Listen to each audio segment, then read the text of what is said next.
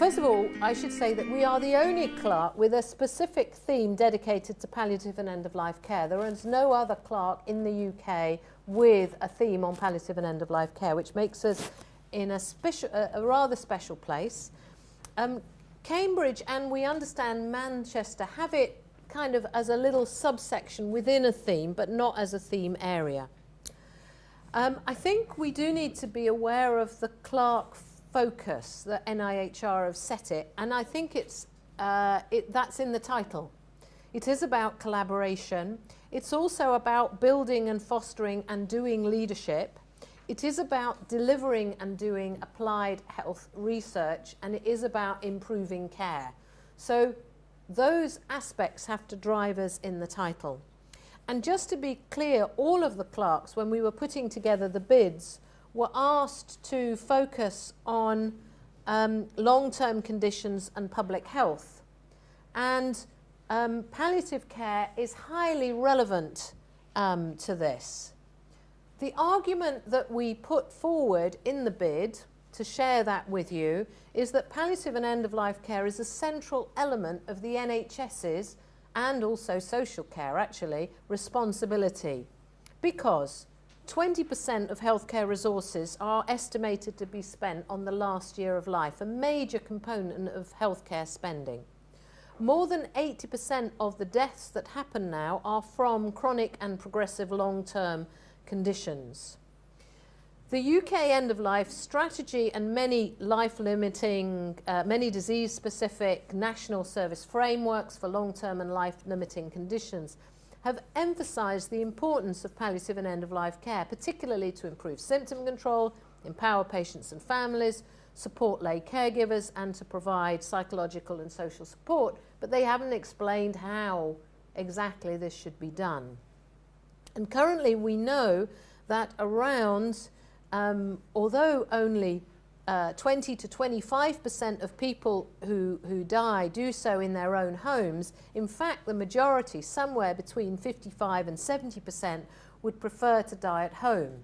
And in fact, the reality is that the majority of people, around 50%, die in hospital, which is both the least preferred place of death, the second most preferred place of death being an inpatient hospice, which again isn't provided to the percentage you would like that.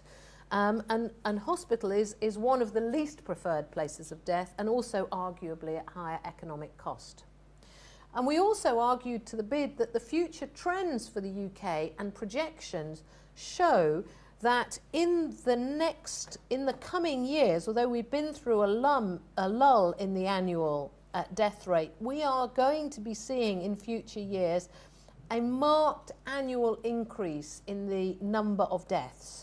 So that between 1974 up to around now, we've seen about an 8% reduction. It's more or less plateaued at the moment.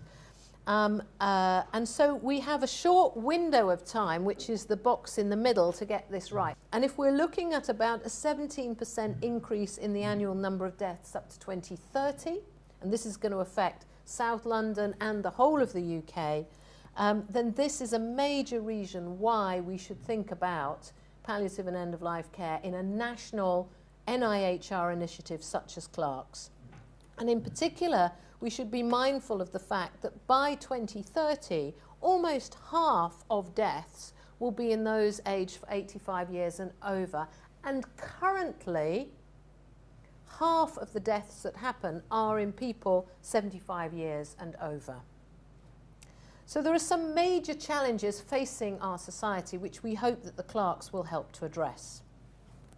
So the aims of our particular theme, as we put it into the bid, was to establish a palliative and end-of-life care collaborative across academic, clinical and services partners, both statutory and voluntary, and the public, which would be in South London but also extend out. We have to have a South London focus because the CLAHRCs are organised in a regional way, but because no other CLAHRC has a palliative and end-of-life care theme, we were also keen to engage with the national organisations. So I'm particularly pleased to see, for example, Help the Hospices and Cicely Saunders International here today. We also want to improve the standards of care and understand and evaluate variations in practice and models through analysis of routine data, and Gao Wei is going to talk to you about that particular project, and a standard system of outcome assessment, which Fliss Murtaugh is going to talk to you about. We also want to establish a platform to design, evaluate and implement improved palliative and end-of-life care services, and use the CLAHRC as almost a platform to enable us to do this better, and also develop ways to communicate, disseminate and maintain best practice, and to foster patient and public involvement. Now, I'm just going to talk to you very briefly about the first one, which is the idea of establishing the collaborative. And here we're building on some learning from other collaboratives we've done and existing networks that we're already running. But we really want help in this.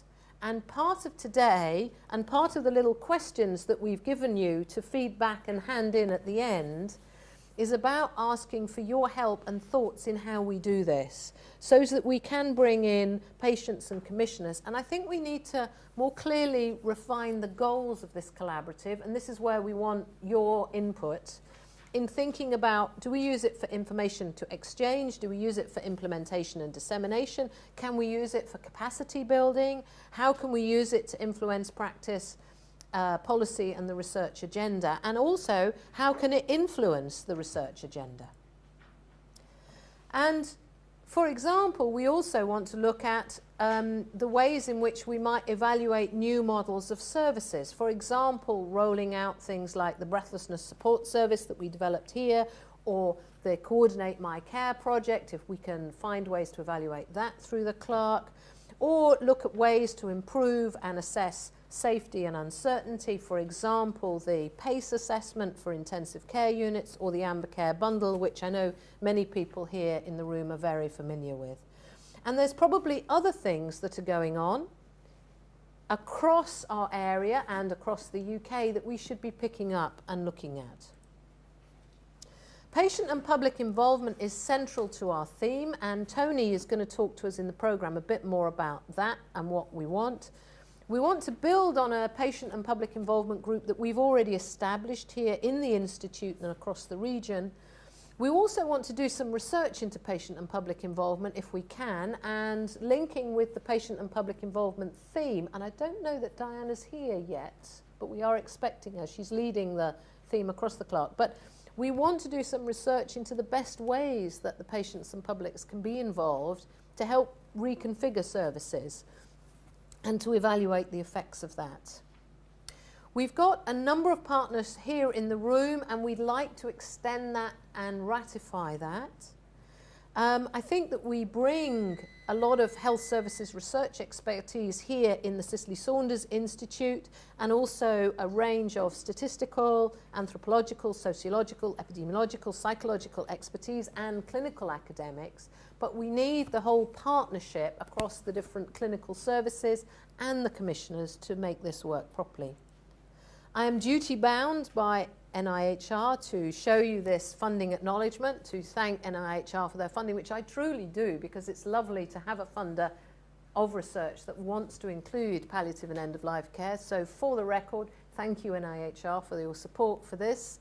And also the Department of Health disclaimer, which is that the views and opinions expressed therein are those of the authors, i.e. me in this instance, and not necessarily those of the NIHR or the Department of Health.